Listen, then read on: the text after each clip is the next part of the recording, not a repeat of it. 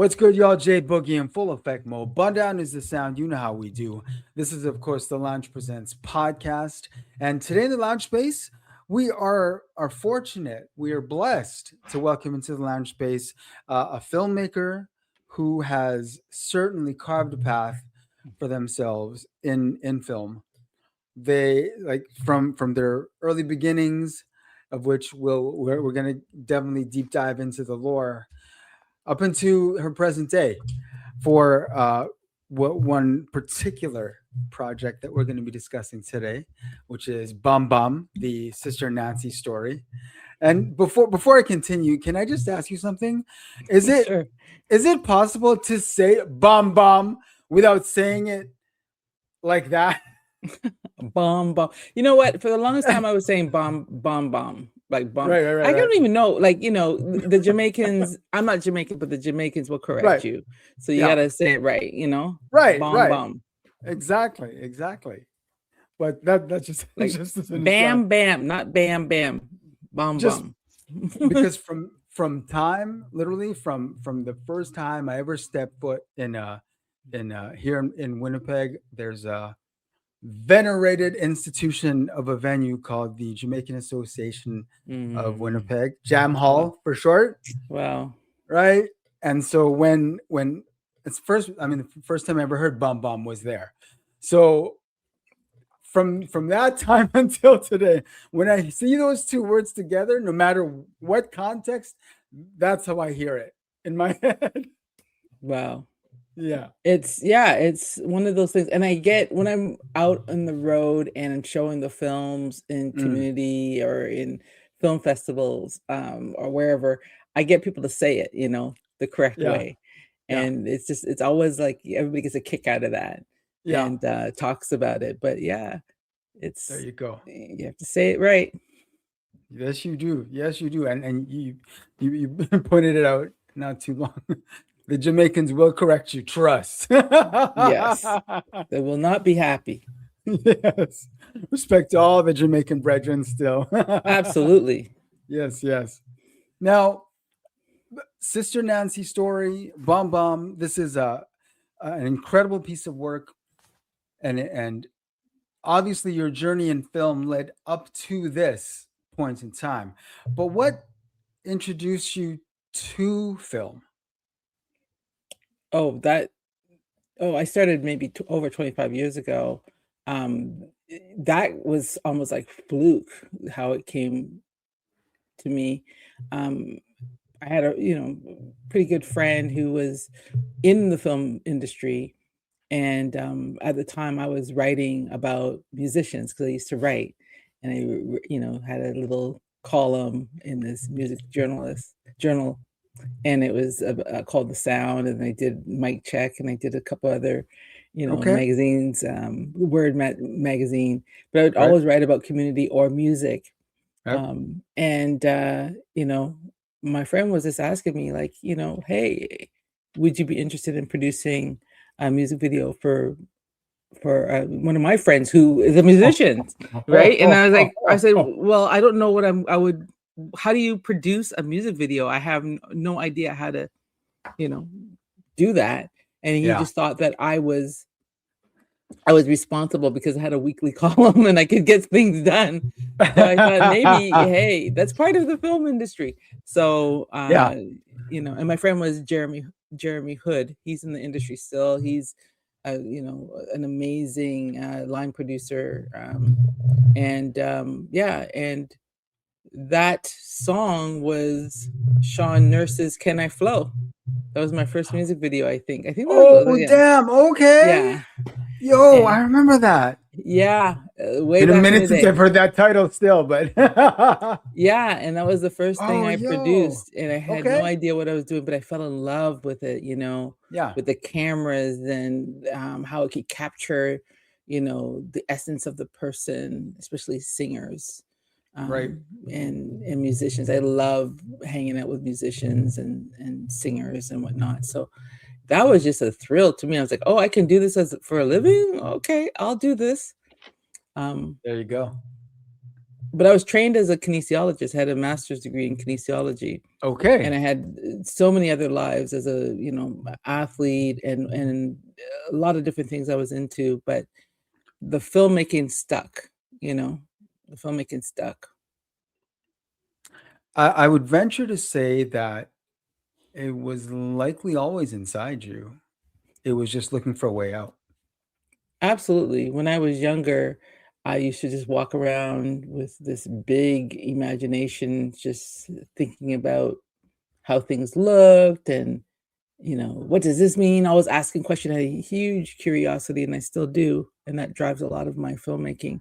Like, how does something work? How do you communicate ideas to people of how something works or what something looks like behind the scenes, that kind of thing. And Right. so, um, it's still with me, but I have a huge imagination and a huge curiosity about life. And why are we on this planet? Ah, indeed. Right. That's the eternal question, though, isn't it? Yeah. Yeah. Jeez. When you were growing up, Mm. what sort of films were you exposed to? Well, the television was a big, you know, that was a big screen that took up a lot of our time, Yep. back in the day on Yep. Saturday afternoon, Sunday afternoon, watching old movies. But when I remember as a teenager, being interested in all kinds of movies, like, Kung Fu to Alfred Hitchcock to, you know, we would go to the cinemas, just I think there was a cinema on Greenwood and Danforth that we used to go to and watch kung fu movies. And then obviously the blaxploitation movies, they would show them there at the same cinema. They just knew all the things that we wanted to watch as young people.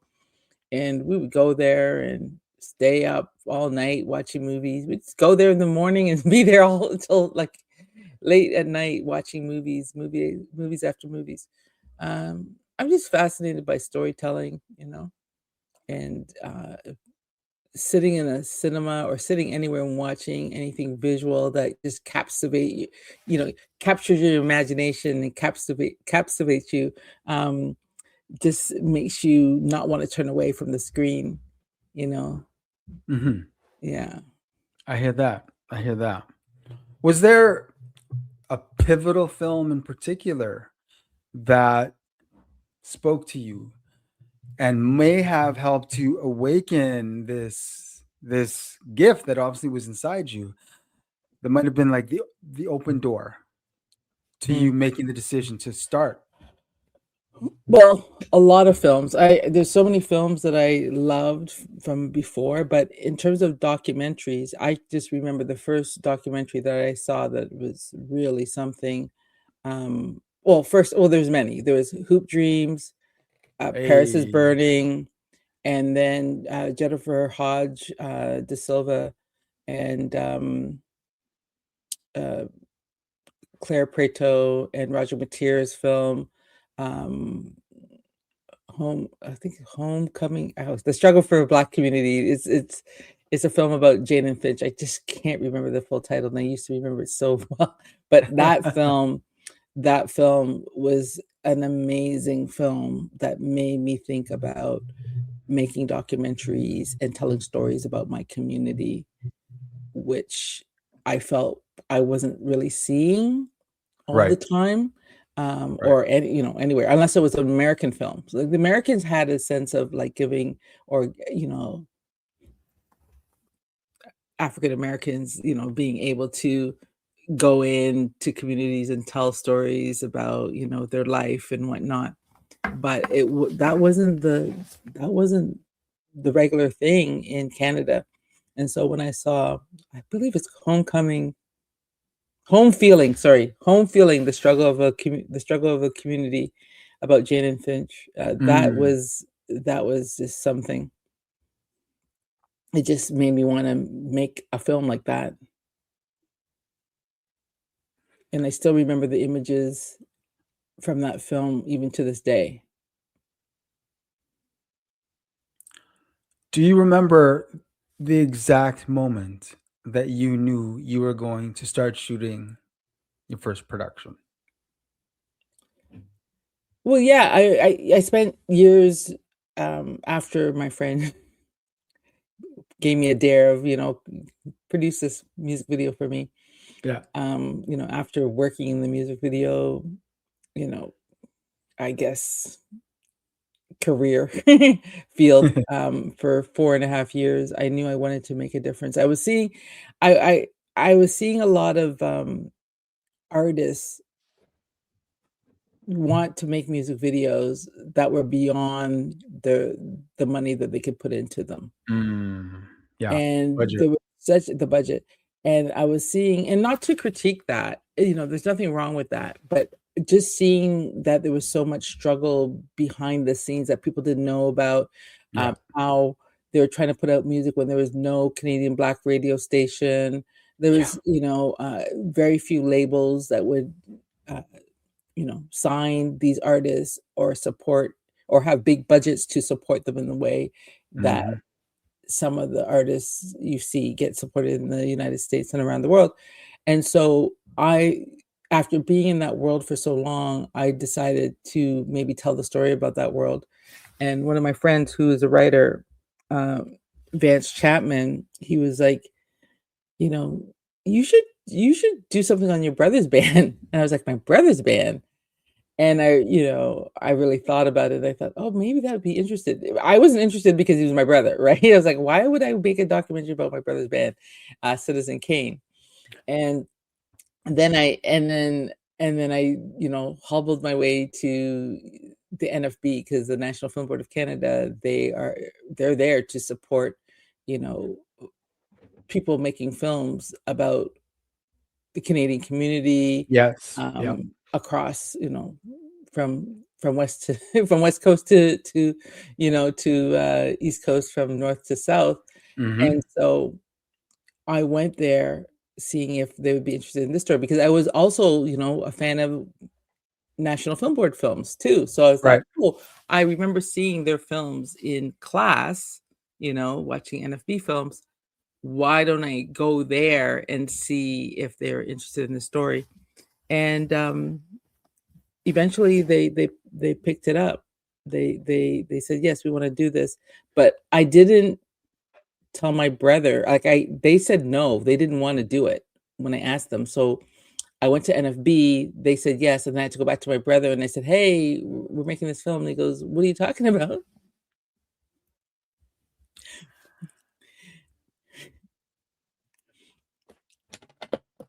Okay, first off, you dropped a bomb. First off, you dropped a bomb. Yeah. Jay Spade is your brother? Yeah, What? yeah, he's my brother. Okay, that I did not realize. Okay, so first off, shout The out, great respect, Jay salute, Spade, the great salute to Jay Jay Spade. Yeah. Citizen can represent. Don't know. Oh, what? Okay, I did not know that he was your brother.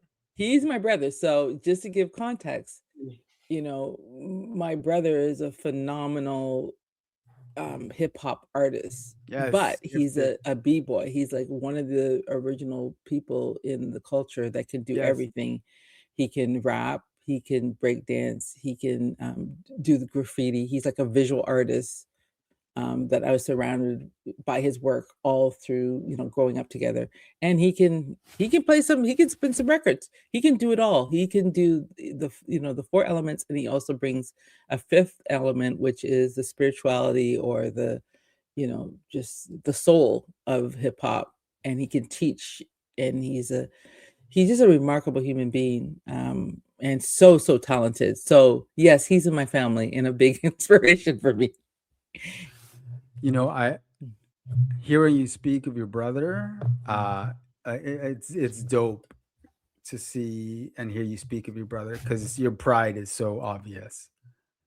Oh, he does it all, and I just remember he was talented from very, very young. Mhm. When he was 3, he was just drawing these amazing, you know, landscapes and people and figures and like superheroes. Like he could do it all. And yeah, so I grew up in a household like that. And my mother my mother had the most beautiful voice of that I can remember, like even to this day. She used to Okay. sing all the jazz classics in the house. Okay. Okay. So I grew up in a very, I would say, you know, artistic, but cultural Hmm. home, you Evidently, know. yes. That's quite obvious. Okay, it's starting to make a lot of sense. Okay, yeah. It's all tying together very Right. nicely, actually. We're obviously talking about the Raising Cane documentary. If you're not familiar with this, it's a great doc. Salute for that. Yeah, And 25th it's an early anniversary. one. Yeah, Yeah. and it's an early doc too. Part of our canon now. Yeah, my first music doc, my first documentary, and it's 25 years old now. And you can watch it. NFB just, they put it up on their website now. You can watch Nice. it again. It's available. It hadn't been available for over, I think, 15 years. Yeah. So it's available now. You can watch it, which is I feel so Perfect. proud because it's a part of my work. Of course. Of Yeah. course. So is it safe to say that the family wasn't too surprised when they saw you take this path, full well knowing that, mom sings, bro also in the game. So there probably wasn't much surprise when you said, I'm gonna go make movies. Well, yeah, you think that they wouldn't be surprised, but they were surprised because Oh, they you were. Okay. yeah, well, Jeff wasn't. Jeff was really supportive, but or Right. that's Jay Spade.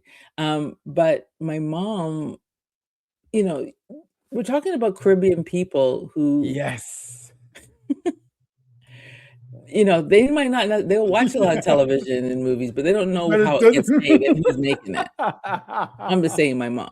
So even to this day, she would ask me, or when I was older, she would be like, "What do you do?" I still get that question. And Yep. it's kind of hilarious. Before it used to be, "Oh my gosh, I'm doing all this work you don't know." But that's just the way they are. They don't Yeah. understand Yeah. Yeah. this world. Really. And it's I mean, and because you understand that you're not, no one catches feelings over that. No, No. it's just the way it is. It's kind of funny. And even my mother, she's in Raising Cain, and she still doesn't Mm. understand.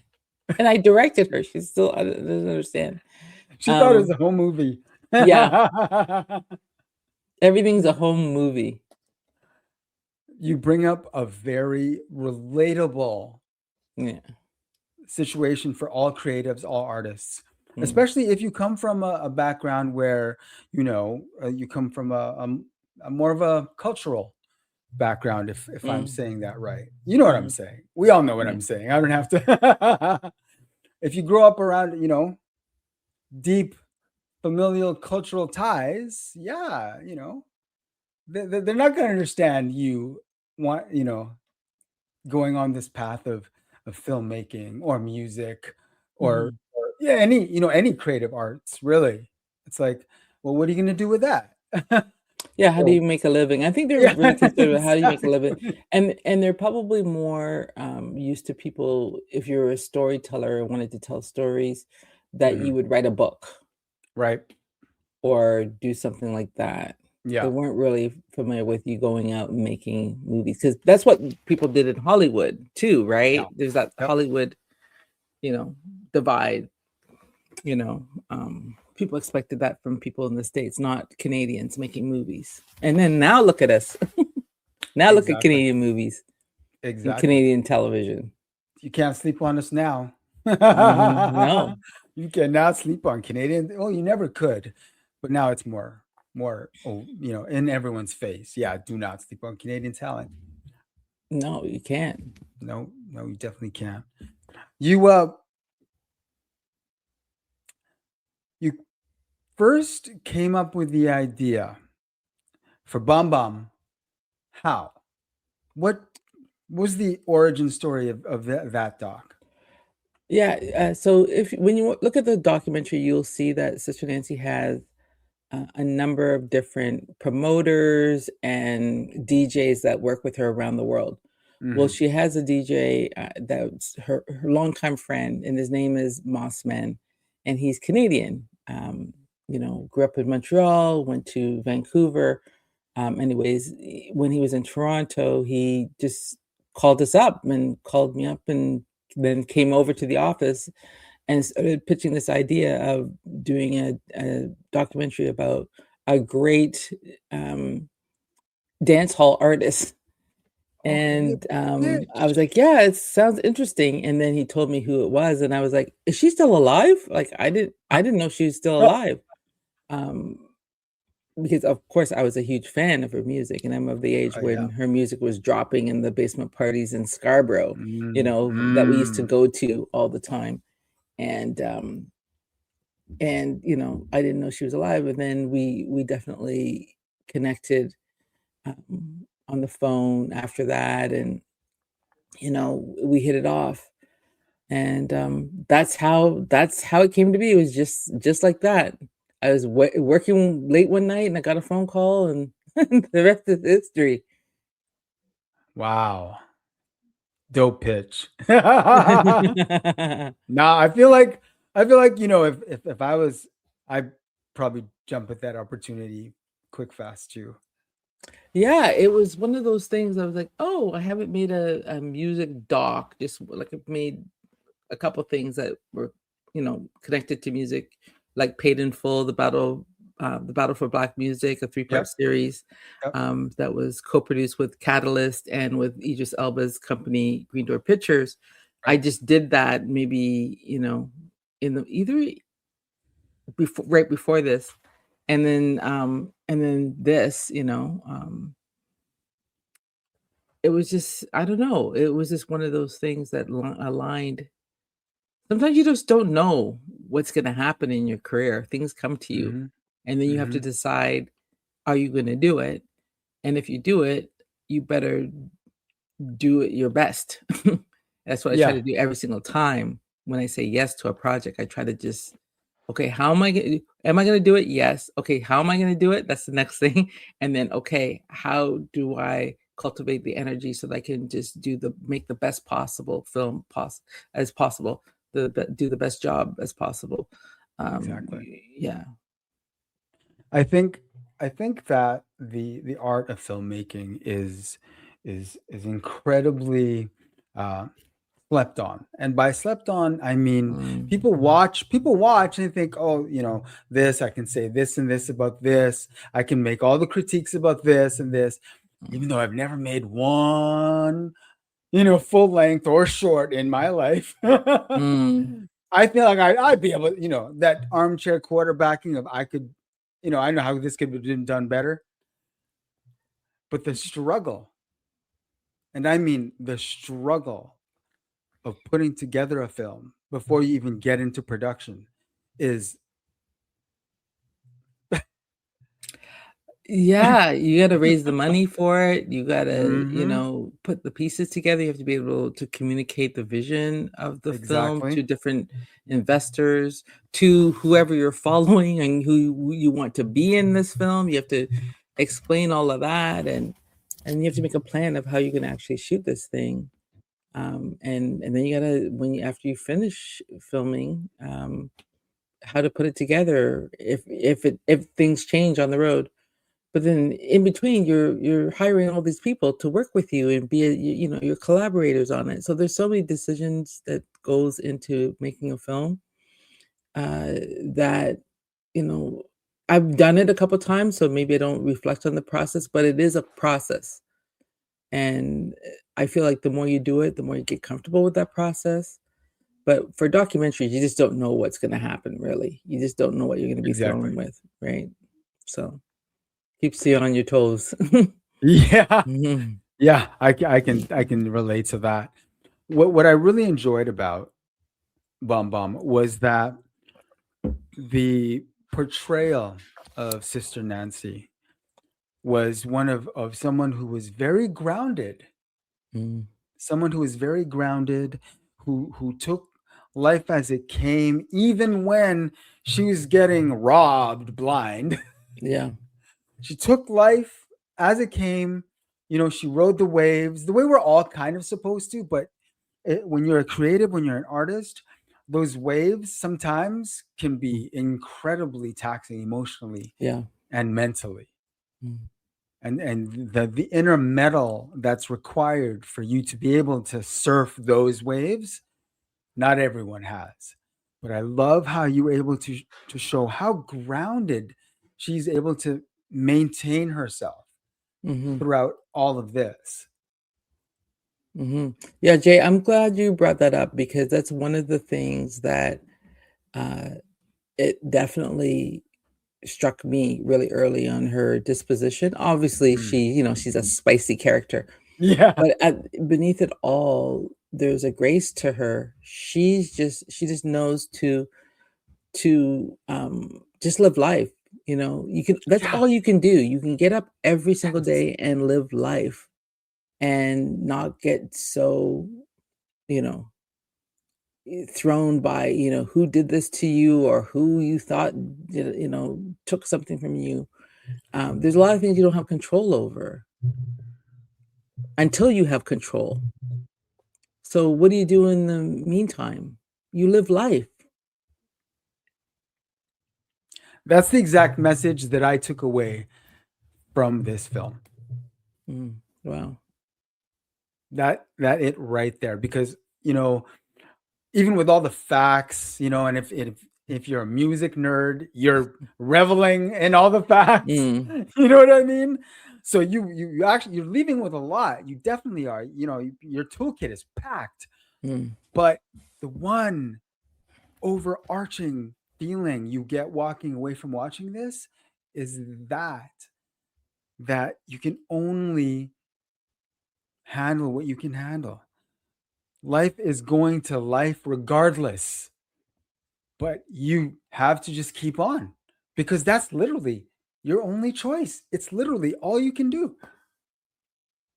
Yeah. Yeah. And she does it with such joy. You see her on Yes. stage, you see her in Yes. there every day. It's just I just marvel at, her zest for life and how um especially when she's on stage, she just gives it her all. Yes. Yes. She's just free with it. Yeah. She doesn't do sound check ever. What? She just when they book her for a show, there's no sound check. She just takes the mic. She goes on stage, she Crazy. takes the mic and she goes. And if the sound isn't right, she's yelling at the DJ and the sound check. That's part of her thing. She's basically trying to give you an experience of what it's like at a dance hall back in the day, where again, you just Get out. didn't know what Yeah, you were gonna get. it's true. So you It's true. made the best of every situation and you just learned to be a, what do you want to call it?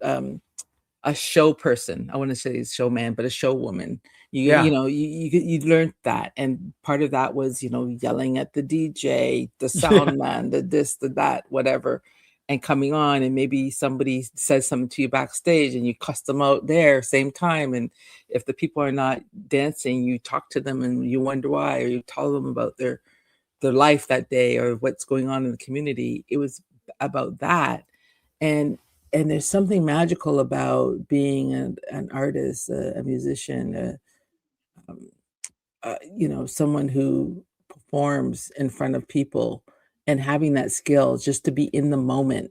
She's very much in the moment. And we live in such a time where when you look at celebrity and most people, I would Mm. say the average person out there, um, people doing podcasts, everything has to be perfect. Everything has to be aligned, before they do anything. Um, and she just says, okay, this is the situation. I'm just gonna just be me. And not it doesn't have to be perfect every single time. And it can be as raw as anything. But for her, that's perfection. Being able to live in the moment and just that's for me, that's what I was trying that was the story I was trying to tell. Like that was my A story. But um not in your face. I just wanted to tell that story. Oh yeah, felt it completely. Felt it completely, and I really love that about it. Well, I was really really impressed as well with as because I mean, again, if we're gonna look at it from the music nerd side of things, she's royalty. Yeah. I am not exaggerating, and I know you know what I'm talking about. She's royalty. She could have the ego of like a million, like, A-listers, and I'd be like, it's deserved. But I don't sense at all. Does she? Does she grasp? Does she grasp that she is forever and ever etched in the canon of music, forever and ever and ever? Her place in history is set. I think, of course, she knows, but she kind of maybe she knows or she knew that, but she I won't say she didn't believe it, but she didn't really see the totality of it, the grandness of it, you Mm, know? yeah. And so I just remember when I was finishing the film, we were reaching out to her to see if she wanted to watch it before our world premiere at Tribeca, at the Tribeca Right. Film Festival. And she said, no, I want to watch it with an audience. And of course, Nice. that was just like, Yes. but that was, yeah, nice. But I was like, I was so nervous Of course. because I was like, Sister Nancy, if she doesn't like something, she's going to tell you. She goes, She'll tell you in front of everyone. She'll get on stage and tell everybody that she didn't like the film, by the way, and she's just performing after the film. But by the way, she didn't like it. So, so I was really nervous about that. But that's another thing about living in the moment. She didn't have to be, she didn't want to feel like she's being pleased by the film. But when she saw the film, Mm, I think that took her back because of who was in it and what they were saying about her, yeah. but also hearing how they were inspired by her music. I think that piece, how her music touched them in a way, not just to make the music and sample, but how it made them feel. Yeah. Because that's what you want, I would say, as an artist or a musician, right? You want to make music that touches people and make them feel a certain way. So, and I know she told me, like, people say that to her all the time, but just to see it in the grandness of the film, I think that was something for her. Yeah, it was a moment. I'm glad because she deserves to know how venerated her position is in the music canon. Yeah, it's like Yeah. and it won't change. Like that's it. Like it's Nope. just It's etched in stone. And I definitely want to salute you, Allison, because if it isn't already obvious, loved the doc, loved what you I loved how you told the story. I love the story that you told. And aesthetically, it was beautiful. Aw. Everything was rich and golden. You know what I mean? You took us into the scenes. We didn't feel. Oh, I should speak for myself. I didn't ever once feel like I was watching. I felt like I was there with you, Oh, and thank that's you. that's dope. And when you're able to do that, that's dope. Oh, thank you so much. And obviously, I'm not the only one that felt the same way, Allison. 6 nominations, Six, Canadian six, Screen six. Awards. 8. 8. 8. I just about shortchanged you. God, It's 8 okay. nominations, Allison. Yes. You have obviously reached into the souls of many Oh, because that type of impact is what gets you those 8 nominations because you were able to tell that story and bring people in to those scenes where they didn't feel like they were in the audience, and you were able to give us a portrayal, an honest portrayal of someone who has figured it out. yeah. That I feel was such the mission for me. because she inspires so many people, and and so we had that, but then she's sort of like a warts and all person, like the anti-celebrity, where, Yeah. you Yeah. know, she doesn't care. She didn't want me to do like 2 or 3 takes or multiple takes on anything she was doing. I had to do all of her shooting in 1 take. All one take. Yeah. Everything had to be, I couldn't ask her to do anything again, say anything again, and she told me, like, when on our Wow. first day of shooting that I couldn't, I wanted her to do something, like walk through an area again, the same, like, because my cinematographer was saying, could she just walk through this area again? I didn't quite catch her all the way. And I, I asked her, can you do that again? And she was like, no. And she told me, if we're going to do this documentary, I have to catch her as she is. Oh, I love So that. Dang. that was the challenge, It's like, oh my God. Yeah. I was like, oh my gosh, how am I going to make this film? Because For for sure. many years, you get, making docs, you're used to setting everything up and taking Yeah. multiple takes and all. That's Yeah. just the way it is now, Yeah. right? But it was a challenge just to One take. be free with her, and it paid off. Oh yeah. It just became magical in the film. Oh, it definitely And paid off. yeah. Oh yeah. Now with the obvious success of this film, have you considered doing more screenings? Yeah, we do have some screenings coming up. It's Okay. been out for, this film has been touring for A couple a years. year and a half, Yeah. almost 2 years. It's going to be Yeah. 2 years in June. And it's just been, it keeps on going. So we get As it multiple screenings every month, different parts of the world. I still get calls like people from UK. Hey, when is it coming to the UK? And I said, it's already been there 5 times. should. Or, yeah, it's changed. When is it coming back to New York? It's been there like 4 times. It's like, I tell them, and they're like, really? How did I miss that? So there's pockets of people it still has to reach, even in Of the same course. city. Well, and Yeah. the best part of it now is that, I mean, with social media and Yeah. with people being accustomed to content being reused, promoting older projects. Oh yeah, definitely. And I don't believe it ever screened in Winnipeg. If I'm mistaken, please correct me. I have a feeling it did. It did. I want to say it did last year, February, but I could be wrong. I'll check. Okay. I think it was at the Cineplex, but I'm not sure. Okay. Maybe for like a couple days, maybe for like 4 days or the weekend or something. Well, we should bring it back. You definitely should bring it back. I'm actually being legitimately serious. I think we should bring it back. You should definitely bring it back because, watching it with an audience on the big screen. Yes. And it could be in a cinema, but it could be in a smaller cinema. It could be, somewhere. But anyways, just watching it together is so much fun. It's such a fun doc. It's meant to be watched with other people, for sure. Yeah. Yeah. So if you have a chance or opportunity to do it, yeah, bring it back.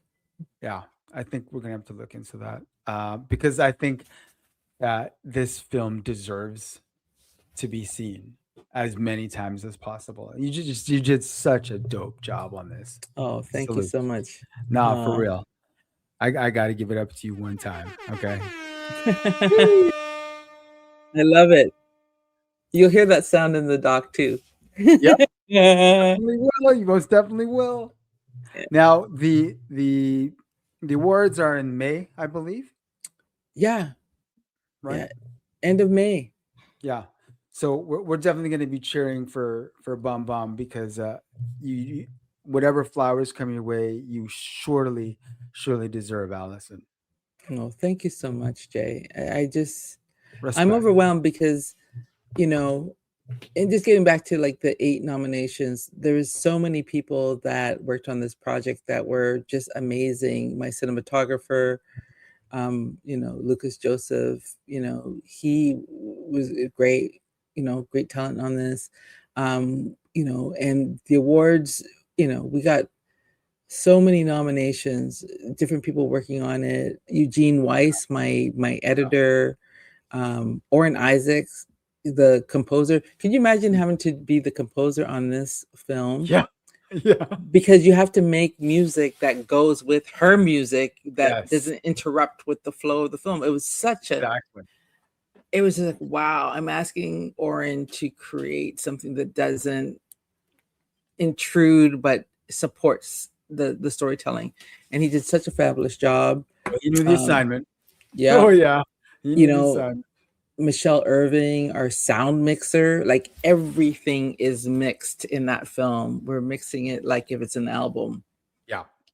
The soundscape in this film is just, oh my gosh, every sound, every second of sound was mixed.